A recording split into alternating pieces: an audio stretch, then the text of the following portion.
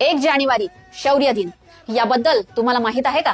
1 जानेवारी 1818 ची ही लढाई, भीमा नदीकाठी उभी राहिलेली ही लढाई फक्त इंग्रज आणि पेशव्यांमधली नव्हती, ती होती त्या लोकांची लढाई ज्यांना शतकानुशतक माणूस म्हणून नाकारलं गेलं. महार समाजाला सांगितलं होतं, गावात चालताना कमरेला झाडू बांधा, गळ्यात मडकं अडकावा, विहिरीचं पाणी पिऊ नका आणि सैन्यात तुमचं स्थान नाही. हे नियम नव्हते तर माणूस पण मोडण्याचे हुकूम होते. इतिहास सांगतो, युद्धाच्या आधी महार समाजाचे प्रमुख ज्यात सिद्धनाथ महार यांचं नाव घेतलं जातं, ते पेशव्यांकडे गेले. ते पेशव्यांना म्हणाले, आम्ही मातीचे पुत्र आहोत, परक्यांसाठी नाही तर स्वकीयांसाठी लढू दे. आमची फक्त एकच अट आहे की आम्हाला सन्मान आणि समानता द्या. पण पेशव्यांचा आदेश स्पष्ट होता, महारांना सैन्यात घ्यायचे नाही, सत्ता चालेल पण समता नाही. आणि तिथेच हा लढा सत्तेचा राहिला नाही, तो बनला अस्तित्वाचा लढा. इंग्रज सैन्यात त्यांना बंदूक मिळाली, गणवेश मिळाला आणि एक वाक्य की तुम्ही सैनिक आहात. त्या एका वाक्यानं 500 महार उभे राहिले. समोर होते 20 ते 28 हजार पेशव्यांचं सैन्य. मागे हटणं हा पर्यायच नव्हता, कारण त्या दिवशी ते इंग्रजांसाठी नाही तर स्वतःच्या माणूसपणासाठी लढत होते. इतिहासाने दखल घेतली. त्या 500 सैनिकांनी त्या महासैनिक दलाला